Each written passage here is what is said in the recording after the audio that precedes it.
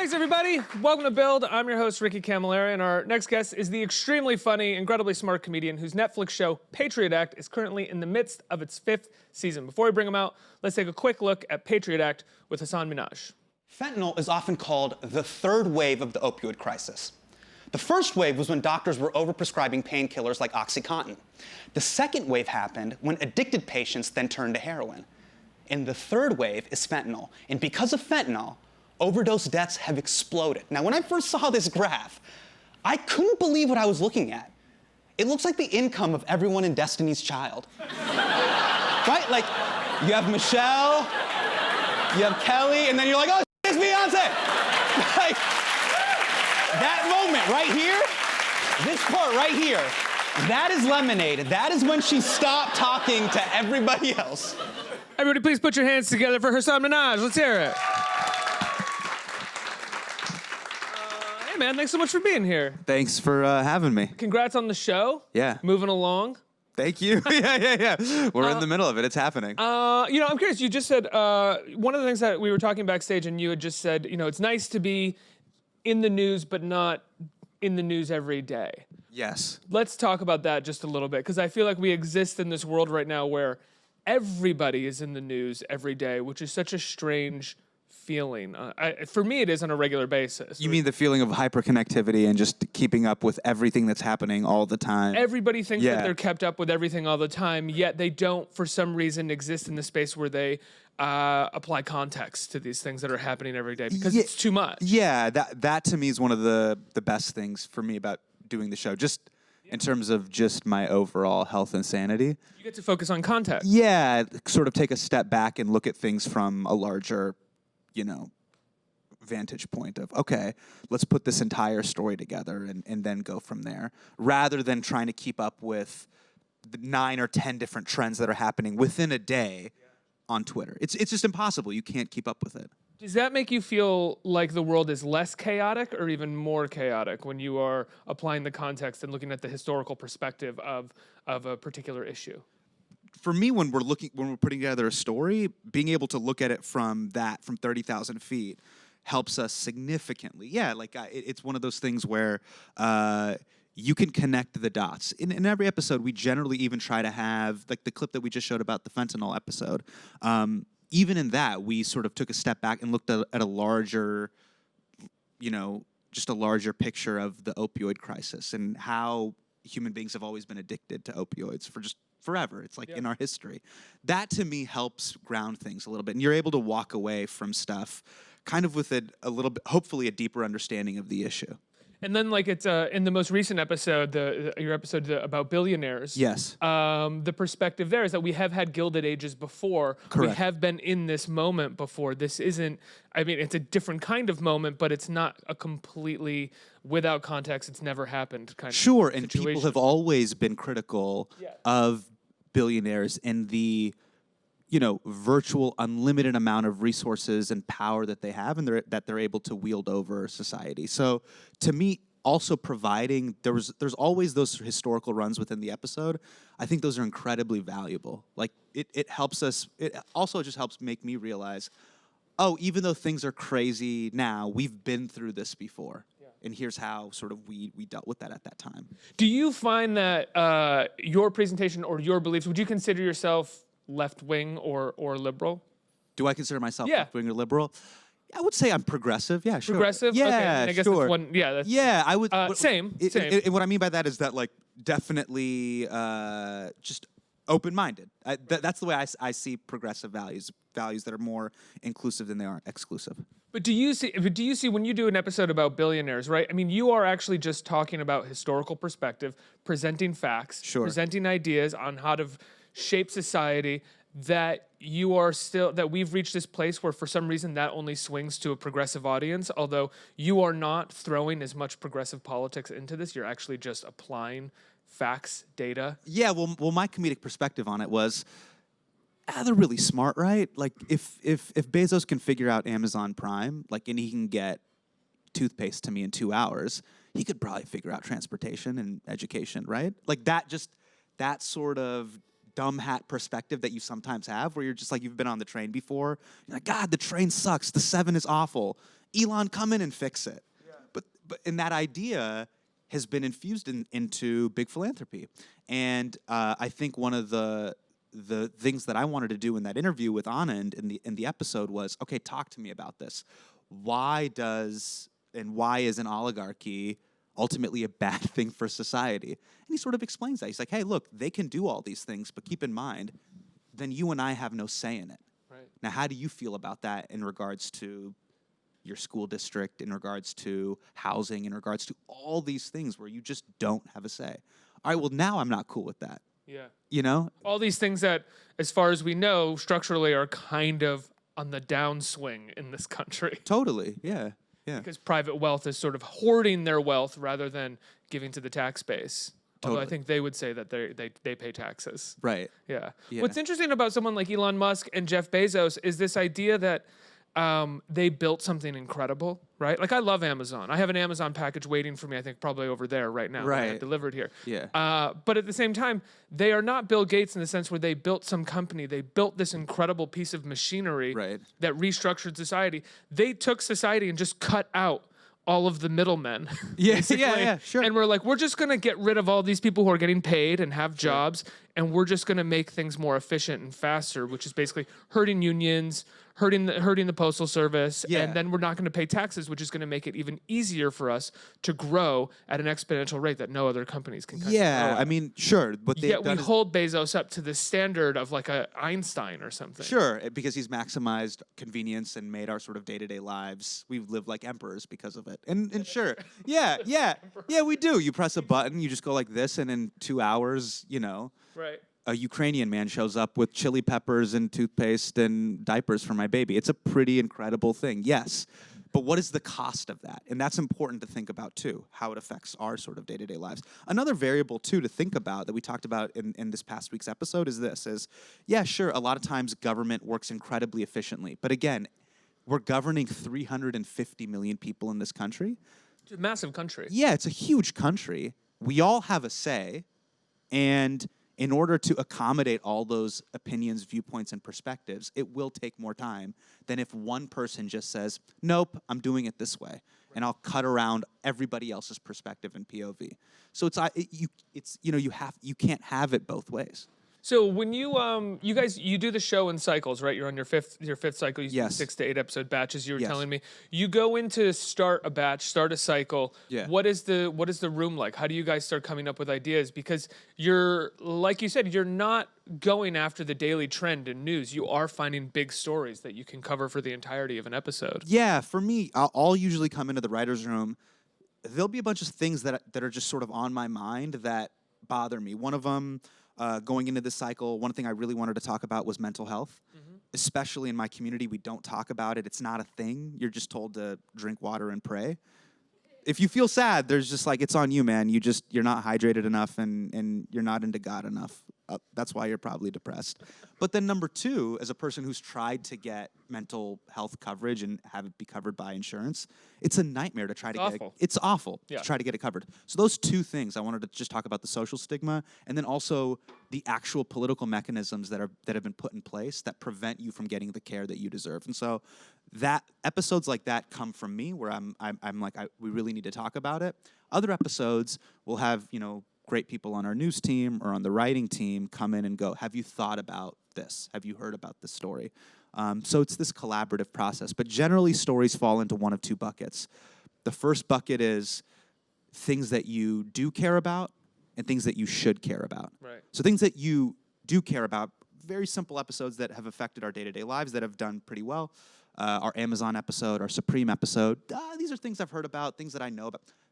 Facebook platforms and publishers, the content moderation episode, things like that affect our day-to-day lives. Those are easier sells. Things that you should care about are a little bit more esoteric. So, for example, are the billionaires going to save us? That last episode is a little bit more esoteric. It's a larger idea. Protests in Sudan. Those episodes are a little bit kind of tougher to wrap your head around, especially for an American audience, but they are important. And so I try to mix both of those types of episodes. How often do you find that you guys go into an episode, you start writing it, you start researching it, it's like, there's not enough there to cover this for a whole episode. Yeah. You have to backtrack and find another subject. Or are you, say you have 8 episodes, are you looking into 16 subjects or something like that? More. Yeah, we go through a lot of pitches. There's a lot of stuff where like that's a great story. And people will like see me on the street and they're like, "You got to talk about this." And I'm like, I wish I could show you the board in the office. First of all, I don't know you. Please don't do that. But like, I wish I could tell them. I'm like, no, that story is only an 8-minute story. Yeah. You know? Which is incredibly hard to know unless you're doing this. Yeah, we're in it, and I go, we tried it, we wrote it out. It's only 11 minutes. That's not an entire episode. I bet you have a new writer every now and then that has pitches, and you have to be like, that's actually only a 10-minute episode, and they have to wrap their head around what that means. Yeah, like someone will just come in and be like, Daryl Morey's tweet, and you're like, great. That gets us to 4.5 minutes. If that. Yeah, like you talk about what he did, what happened in the reaction, you're at 5 minutes. Right. How is this an entire episode? And again, you have to think back and you sort of take a step back and you look at the way the story zigs and zags and ultimately the take, the counter perspective, the field perspective, all of those things come together to weave a larger story. You talk about platforms and publishers, and I know it's about content moderating, but there's been, like, I would say, a light controversy surrounding the show in the sense that it was censored in Saudi Arabia. Yes. Are we in Saudi Arabia right now? Is this in Saudi Arabia? We're okay. Okay, we're okay. MBS owns the show. No. Got it. They own a lot of things. Censored in Saudi Arabia, but I mean, one of the issues there is that in America, the majority of venues or platforms for free speech or content are privately owned. So therefore, if they have intrinsic tentacles into the money of other countries or of other businesses, there is a sense of what you can and can't say. Within that, we don't have... I mean, you could maybe say NPR is the closest thing that we have to like a public institution. Isn't that wild? Yeah. That's really it. Yeah, it's really fascinating. Look, ultimately, our show is a comedy show, but we've also become a case study, given everything that happened with the Saudi Arabia situation. But this is going to be the first of many situations. Think about something like Facebook. Facebook has over 2 billion users. It's bigger than Islam or Christianity. Now, those religions would argue their messenger is stronger, but it's a big, huge platform that's become way bigger than you and I could even imagine. Yeah. Now it's bigger than any sort of country, jurisdiction, or any of those sort of things.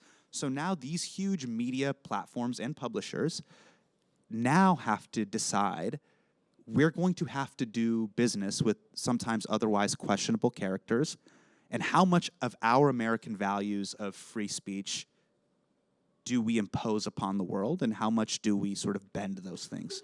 So you're going to start to see over the next few years the Facebooks, Apples, Netflixes, Amazons, Googles all deal with this in real time. To what extent do we pre-censor? To what extent do we post-censor?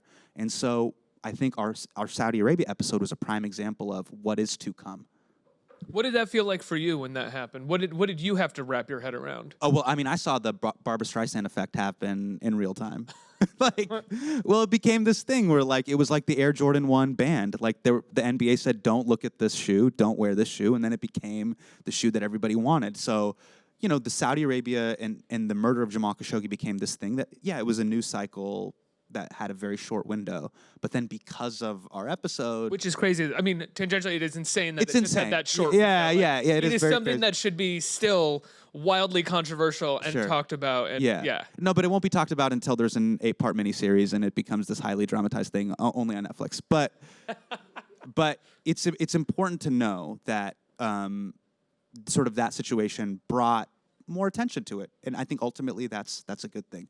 But as artists, really, what our responsibility is, and as comedians, is just to be as funny as possible, to be as entertaining as possible, and to try to make the news and these things that seem esoteric and confusing palatable. Do you feel, as much as you are a comedy show first and foremost, do you feel a responsibility to inform properly and to inform?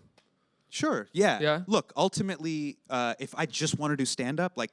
You do? Yeah, you can... Stand-up as a medium exists purely in hyperbole. So just be as funny and as ratchet and as crazy as possible.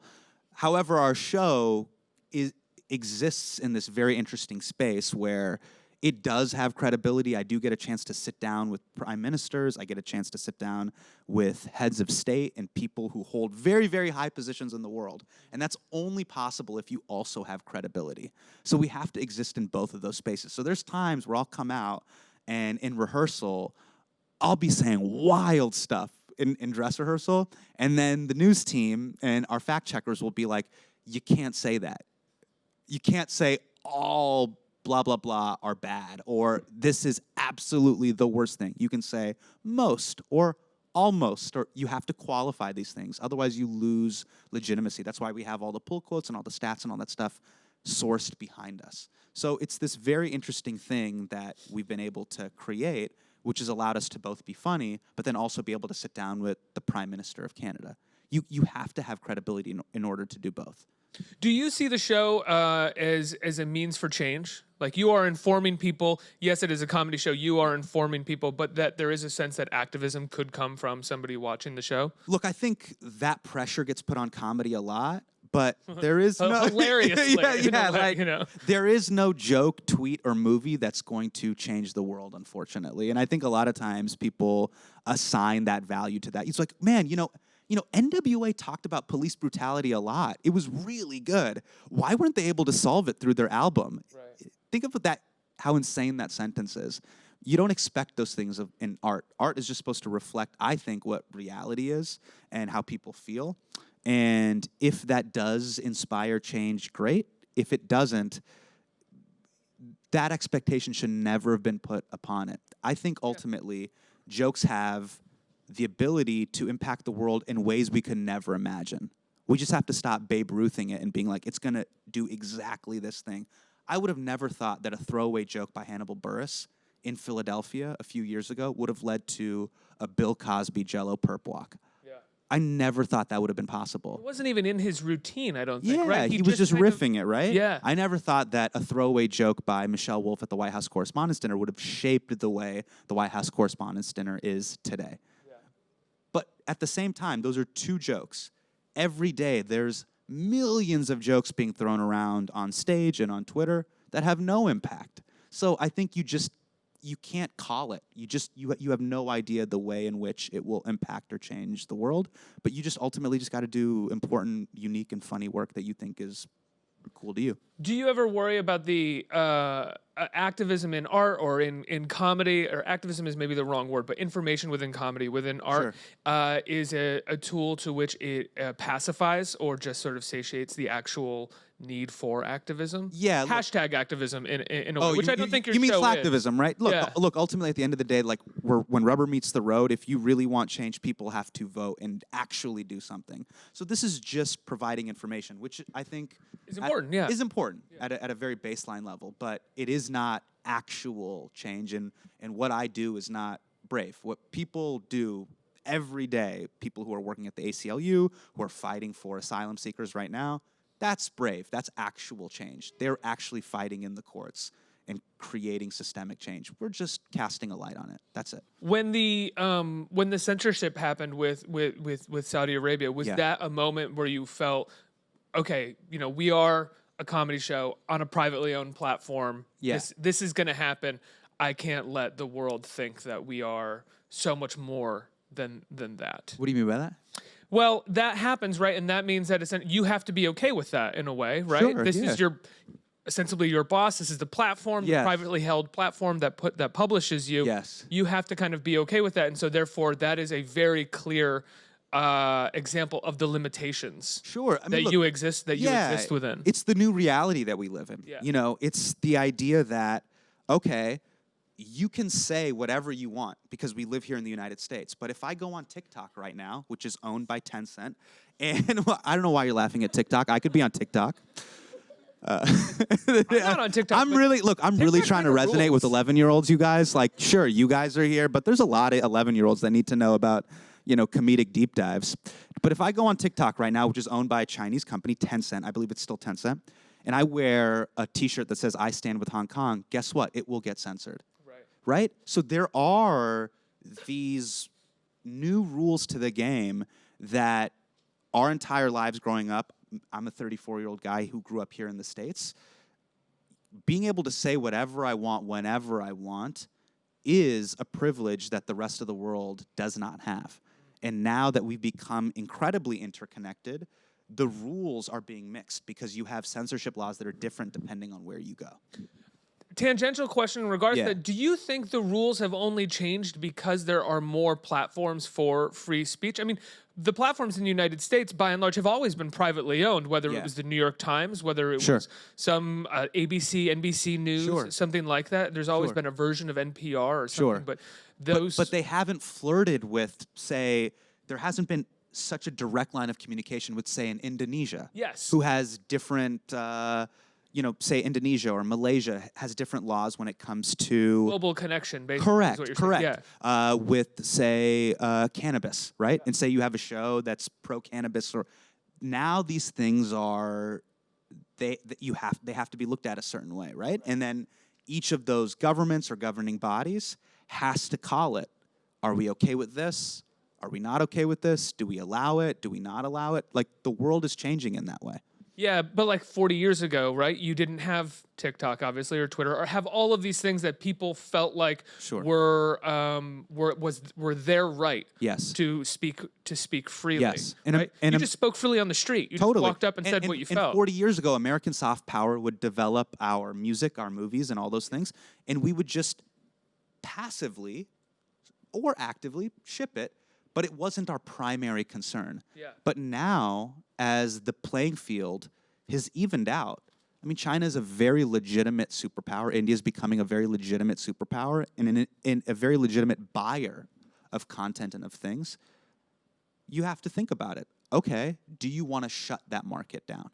And Hollywood isn't the only place that's dealing with this. The NBA is dealing with it. A lot of soft power United States properties are dealing with this. Well, it's not even that they're just consumers. They're also investors as Absolutely. As well. Yes. Yeah. And we talked about that on the episode, the way that, places like SoftBank have sort of funneled money from around the world to now buy American companies. So we're all interconnected financially and because of these platforms in an entertainment free speech way too.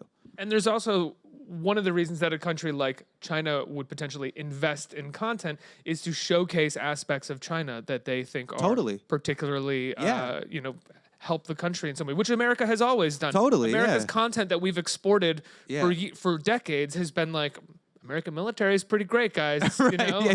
Like people love Rambo in Afghanistan. So you guys, now we're going to get another opportunity to see other countries' propaganda, and I think that's only fair. I kind of love that idea. No, but people are telling me... I love Hollywood pumping out Chinese propaganda because they're getting investment. No, but someone told me, they're like, you better not get on TikTok right now because the Chinese government will have your information. And I said, Alexa, does the American government have my information? Like, are you serious right now? Right. Yeah, so I'm like, there's always this... I'm an information-free agent. Why can't...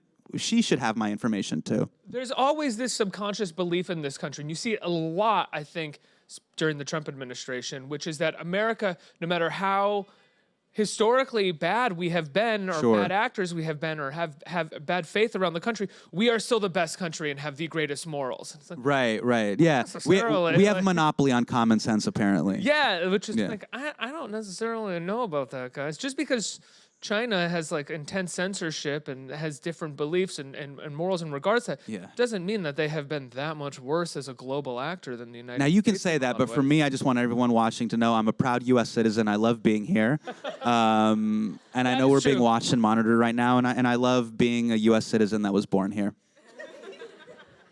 Cool, go back to it. Yeah. I believe in American exceptionalism. He doesn't, so... I'm the real American. In fact, my show's called The Patriot Act because I believe in it. I believe in the Patriot Act. We should all be spied on. We should be spied on longer. Yes. Yeah. Absolutely. Yeah. Let's get some audience questions. Right here. Hi, how are you? Hey, how's it going? Good. I do stand-up comedy too. Amazing. So my question for you is that have any of your comedy episodes had been hardly criticized for your audience, and how you deal with it? I know that you mentioned something about it, but how do you do that? Yeah, depending on The topic. So, for example, when we did our Brazil, Bolsonaro, and the rainforest episode, some trolls came after us. When we did our Duterte and the Philippines episode, there were some trolls that came after us. Those things happen. Ultimately, like, I'm able to go to bed at night knowing that our research is airtight. There's a reason why every pull quote, everything that we do behind us, we source it. And I really gotta give it to, there's some amazing journalists out there that are doing incredible work at the AP, at the Times, at the Atlantic, that have been doing really, really, really amazing stuff that has, you know, that we use. We're a news-driven show, but ultimately we need the work that they do. So as long as our facts and our information is airtight, I feel good saying what we say, and I let the sort of Twitter trolls say whatever they want to say. But ultimately, the vast majority, it's positive. So you just have to deal with the 10% of the bots being like, we don't like this, you know, which is a ratio I can live with. One more. Hi. Hi. So I'm not from here. And one thing that I really appreciated about the show is the fact that you opened up the world to Americans. Because when I did come here for the first time, it was kind of like, oh, people don't really know what's going around in the rest of the world. So I was wondering, when you do your research, do you really think about the fact that this is probably the first time that an American audience is going to think about these different countries and what's going on there? So do you think about the fact that you want to be a bit objective, but at the same time do talk about the realities of what's happening? Yeah, one of the things that I love most about the show is, you know how they'll say, entertainment or music is making the world a smaller place. We're becoming more connected. I actually think that when the show is at its best, it makes the world a bigger place. It makes Americans think about the elections in India and how, oh, wow, that is the world's largest democracy. Look at what they're going through right now, and see the lessons that are happening in that election and go, how should we look at our own election? It's expanding, I think, people's purview of the world. When before it was quite myopic. We really think about our election cycle and our politics and our policies in a very narrow, myopic way. And so I think, for better or for worse, some of our episodes and some of the controversies and stuff that we've gotten into, I think, hopefully has made people look at the world and think of it as a bigger place. There's very little global news in the Yeah. States, right? It's all like local or national. International news is really not a thing that Americans tune in. Yeah, and Americans oftentimes think like, oh yeah, the rest of the world has a two-party system. They have no idea that like even other democracies around the world have these things called coalition governments. Like we're just like, no, there has to be two parties and that's it. It's stuff like that where, you know, focusing on other countries and topics around the world can hopefully make the world feel like a bigger place. Absolutely. Hasan, I love the show, man. Congratulations. Thank you so much. Keep it up. It's called Patriot Act. It's on Netflix right now. You're in the midst of the fifth season. How many episodes do you have left of this? I think we have 4 left this year. So we're going to be going all the way till the end of December. So it's going to be really fun. Amazing. Congrats. Yeah. Hasan Minhaj, everybody. Let's thanks, hear guys. it. Thank you.